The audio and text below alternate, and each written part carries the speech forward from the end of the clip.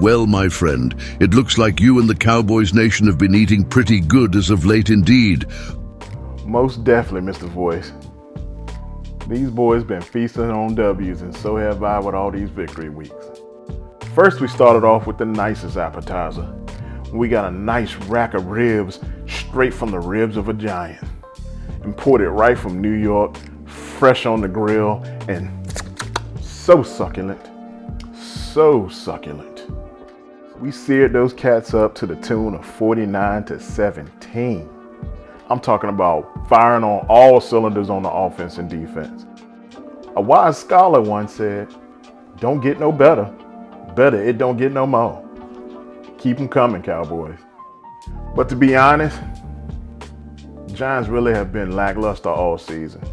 So it was like beating up on a handicap. Really couldn't beat my chest on that one. So much so that I didn't even shoot a special video just for the Giants game. Wasn't really worth it. Just pouring on all the glory, talking about all the records being broken and all the good stats. So rolling right along, just this past Sunday, we also had another second course meal. We had the chance and the privilege of having some nice hickory smoked panther straight from North Carolina. Seared those cats up too to the tune of 33-10.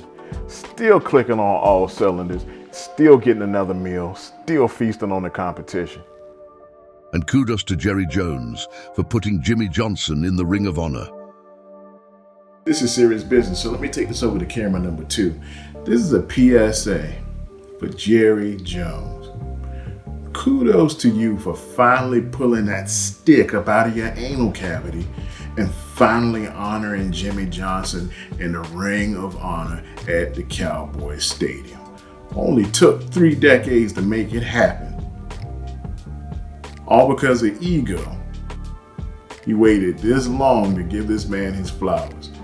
We haven't had any success since that man walked out the door.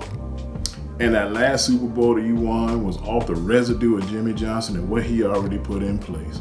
You just threw a different cook in the kitchen at the end of that shift. Anybody could have coached that team at that point.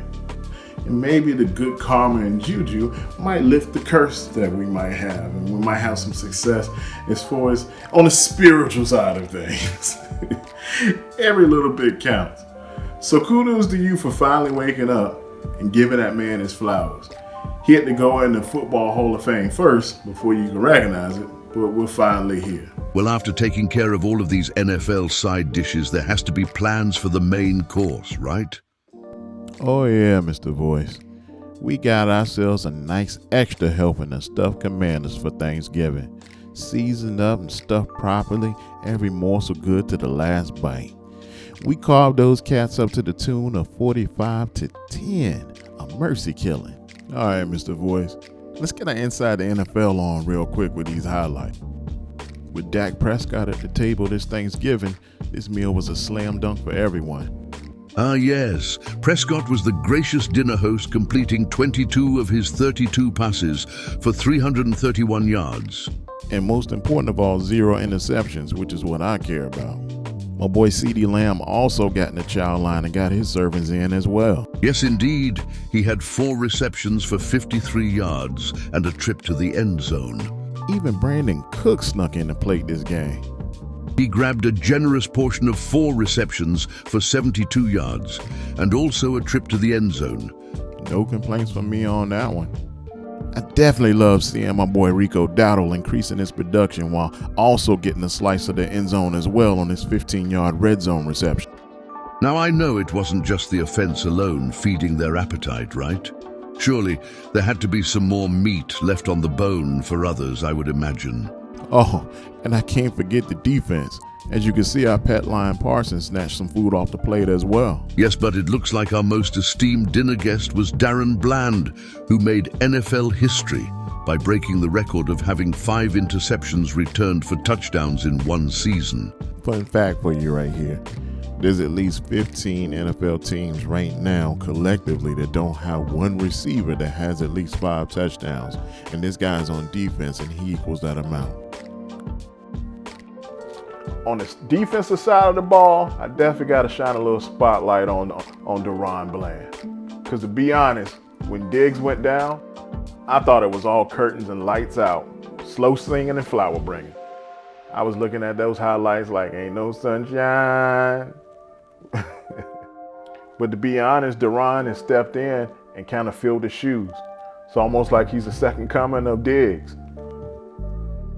Boys breaking records, taking it in stride every week. I just hope that can carry into a game against a much, much more skilled opponent as well. It's a lot easier to beat up on some of these little guys. We got to try to see if it converts over to the games when it counts. But let us not get too sidetracked from the true meaning of this holiday season, which is enjoying the good old-fashioned knife mugging the commanders received that night. You know what, Mr. Voice? You definitely got yourself a point. We got to stay on track. You know, as I sat there and watched that massacre unfold on TV while enjoying the finest culinary delicacy on Thanksgiving, I couldn't help but imagine all of the teammates being in a dark, gloomy locker room huddled around Ron Rivera as he cautiously read down the list and gave every player on that roster the results of all their pregnancy tests as a result of the violation that they received for 4 quarters straight on that football field. Only one can even imagine the horrors that took place in that locker room afterwards. I do say, dear boy, please do not forget to mention the slight mishap at FedEx Field last week. Oh yeah, while we're on the topic of talking about showers, last week the Commanders received a similar pistol whipping loss against the Giants too as well. But after the game at FedEx Field, it was reported that neither one of the teams could take a shower because there was no hot water working in the facility. Now that's a shame right there. Can you imagine? The Commanders got beat and couldn't even wash off the funk of a loss. And then on the flip side, the Giants couldn't even get in a celebratory ball scrub. I mean, can you imagine that plane ride back home to New York? All balled up with no shower in that tight airplane. Got the jet smelling like a hot bag of Doritos Cool Ranch all the way back home. You ought to be ashamed, Commanders. You ought to be ashamed. I brought this up on social media and one of the Commanders fans just said, I got nothing. He had no way to fight back to rebuke all the crazy stuff going on. Something else, I tell you. 3 victory weeks in a row. But you know what? After all the turkey gets put away and all the leftovers get ate, that's when the serious business happens. So we'll catch you guys back again on the flip side.